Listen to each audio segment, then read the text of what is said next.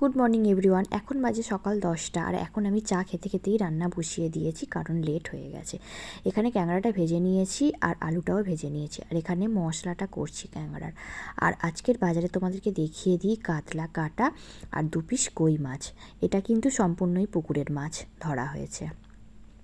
আর এখানে মানুর 2 piece 3 piece হয়েছে অবশ্য শিং মাছটা ভেজে রেখেছি। মানুরও টাটকা মাছ ভেজে রেখেছি। মানুর আপেলটা কেটে নেব। মশলাটা এখানে প্রায় কষে এসেছে, তেল ছেড়ে দিয়েছে। এরপরই সব কিছু তুলে দিয়ে রান্না করে নেব।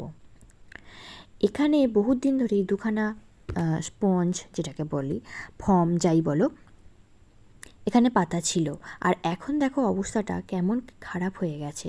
একটা যদিও বা ভালো আছে, নিচে যেটা পাতা আছে ওটা একদমই খারাপ, আর ওপরেরটা তাও একটুখানি পদে আছে। তো কুষাণকে ডেকেছি, আমি আর কুষাণ ভাবলাম দুজনে মিলে বাইরে বের করে দিতে পারবো, কিন্তু বার করতে গিয়ে দেখলাম যে না, হিমশিম খেয়ে যাচ্ছি। তারপরই ওর দাদা কুশলকে ডাকলাম। তারপরে আমরা 3 জনে মিলে জিনিসটাকে বার করতে পারলাম, মুড়ে বের করতে হলো।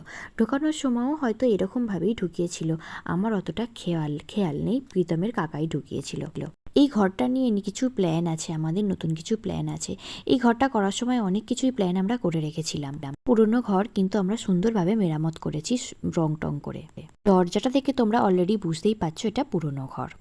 যখন ঘরটা সুন্দর করে ঠিকঠাক করে সাজিয়ে দেব তখন তোমাদেরকে পুরোটাই দেখাবো। এখানে দেখো কীরকম ফর্মের নোংরাটা পাতা ছিল বলে নোংরাটা কীরকম পড়েছে, এটা আমাকে সব পরিষ্কার করতে হবে। আজকে দুপুরের মেনুটা তোমাদেরকে দেখিয়ে দিই। উচ্ছে ভাজা করেছি, আর এই ভাত,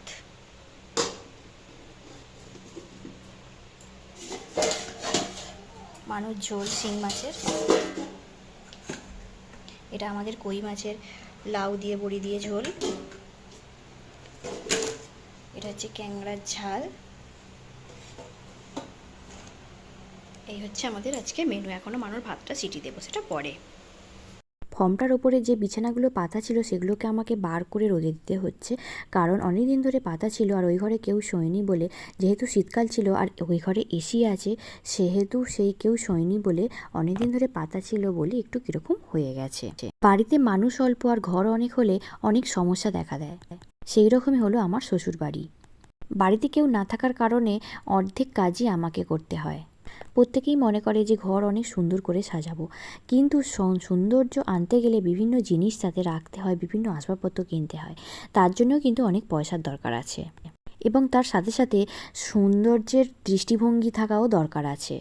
প্রত্যেকের পছন্দ কিন্তু বিভিন্ন ধরনের, তাই যে যার পছন্দ অনুযায়ী ঘর সাজায়, তাই প্রত্যেকের ঘর আলাদা আলাদা হয়। আজকে বিকেলে একটা বিয়েবাড়ি আছে, বিয়েবাড়িটায় সন্ধেবেলা যাব। দুপুরবেলা প্রীতম খাবে না, আমি আর প্রীতমের বাবা মানে আমার শ্বশুর দুজনে মিলেই খাবো।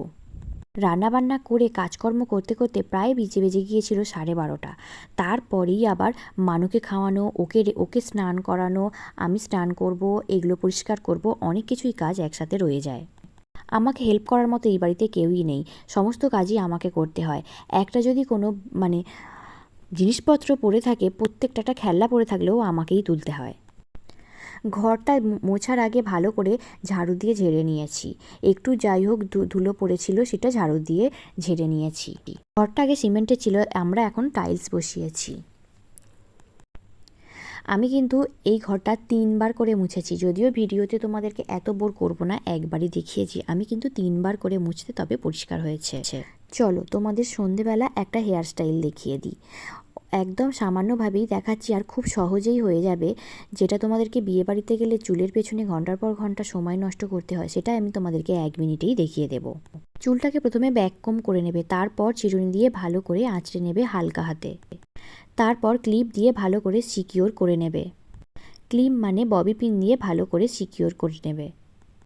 আমার দেখতেই পাচ্ছ কীরকম উস্কো খুস্কো চুল, আমার খুব কোঁকড়ানো চুল। তো সেটারও কিন্তু একটা সলিউশন আমি তোমাদেরকে শেষে দেখাবো।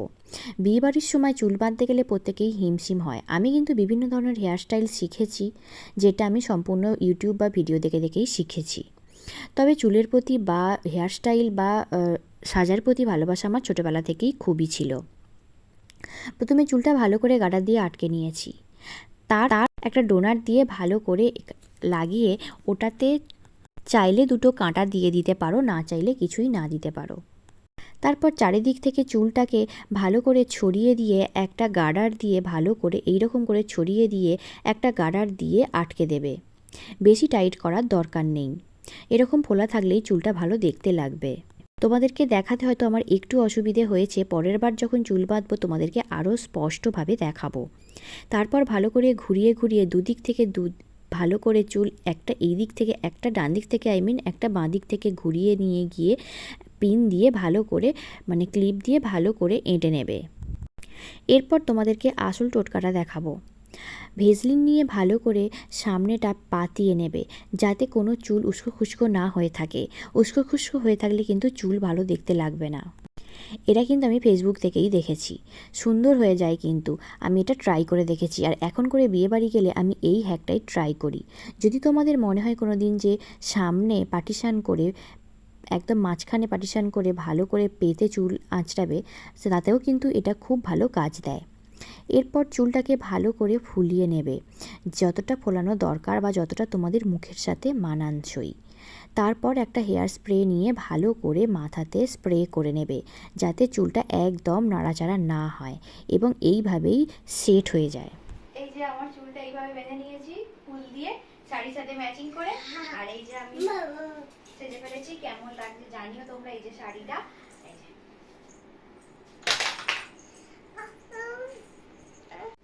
এই হলো আমার মেয়ের ড্রেস।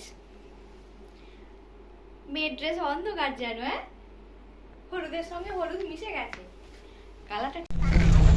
এত বৃষ্টি পড়ছে যে কি বলবো, আর আমরা বেরিয়েও পড়েছি আর প্রচন্ড পরিমাণে বৃষ্টি পড়ছে। হঠাৎ করেই এসছে বৃষ্টিটা, করে সকাল থেকে কোনো মেঘ নেই, এ নেই, কিচ্ছু নেই। বল মানু, আমি এত কষ্ট করে বিয়েবাড়ি আসতে হবে সত্যিই আমরা কল্পনা করতে পারিনি। এমন বৃষ্টি এলো যে বিয়ে বাড়িটারই সমস্ত ম্যাচাকার হয়ে গেল। এত সুন্দর ডেকোরেশন, এত সুন্দর সব প্রেজেন্টেশন, কিন্তু সবই নষ্ট হয়ে গেল। আমাদেরকে ঢুকিয়ে দিয়ে সে পার্কিং করতে গেছে, কিন্তু সে এখনও আসতে পারেনি। আর অবস্থাটা দেখো, যেখানে একটুখানি দাঁড়ানোর ঠাঁই পাওয়া যাচ্ছে মানুষ সেখানে গিয়েই দাঁড়াচ্ছে। আর অবস্থাটা দেখো, এই বৃষ্টির মধ্যেও ঘেমে কিন্তু স্নান হয়ে যাচ্ছি। এরপরে হাতে নিয়ে নিলাম রেশমি কাবাব আর টিক্কা কাবাব। তারপর নিয়ে নিলাম চিজ বল। চিজ বলটা কিন্তু ভেঙে ভেঙে গিয়েছিল। আর এই যে রেড কালারের লেহেঙ্গা পরে আর হোয়াইট কালারের লেহেঙ্গা পরে এরা কিন্তু দুজনে ব্রাইড। দুটো রিসেপশন একসাথে হচ্ছে। যে রেড কালারের ড্রেস পরে আছে ওর তরফ থেকেই আমাদের নেমন্তন্ন। এরপরে নিয়ে নিলাম বেবিকর্ন। বেবিকর্নটা খেতে খেতেই তোমাদেরকে বিয়েবাড়িটা পুরোটা দেখিয়ে দিচ্ছি। খুব সুন্দর প্রেজেন্টেশন এবং খুব সুন্দর ডেকোরেশন। তবে বৃষ্টিটা হয়ে চারিদিক কিন্তু ভিজে গেছে এবং জল জমে গেছে। মানুষের চলাফেরা করতে এবং ভালো ভালো শাড়ি পরে যাওয়া মহিলাদেরও প্রচণ্ড পরিমাণে অসুবিধে হচ্ছিল। আর মানুষ, যেহেতু বৃষ্টিটা এখন একটু থেমেছে, তাই এখন আসতে শুরু করেছে আর ভিড়ে ভিড়াক্কার। যেহেতু দুটো রিসেপশন একসাথে হচ্ছে, এত লোক যে ধারণা করতে পারবে না। কিন্তু খাওয়া দাওয়া অতুলনীয়। বিভিন্ন জায়গায় লাইভ কাউন্টার হয়েছে, যেমন এখানেই তোমাদেরকে দেখিয়ে দিই। এখানে হচ্ছে চিল্লার লাইভ কাউন্টার হয়েছে। তারপর তো প্রত্যেকটা ডিশই ভীষণ গরম। এখানে হচ্ছে ম্যাঙ্গো জিলিপি আর পাশেরটা হচ্ছে কেশর জিলাপি। এই হচ্ছে সুইট আইটেম। এবং এর পরে ছিল গজা। গজাটা তোমাদেরকে আর দেখাইনি, কারণ গজা আমি খাইনি, জিলিপিও যদিও আমি খাইনি। এখানেও কিন্তু কাবাবের স্টল বসেছে এবং বাইরেও বসেছে, আবার প্রত্যেকের কাছে গিয়েও সার্ভ করছিল। এখানে পাস্তা এবং চাউমিনের লাইভ কাউন্টার বসেছে।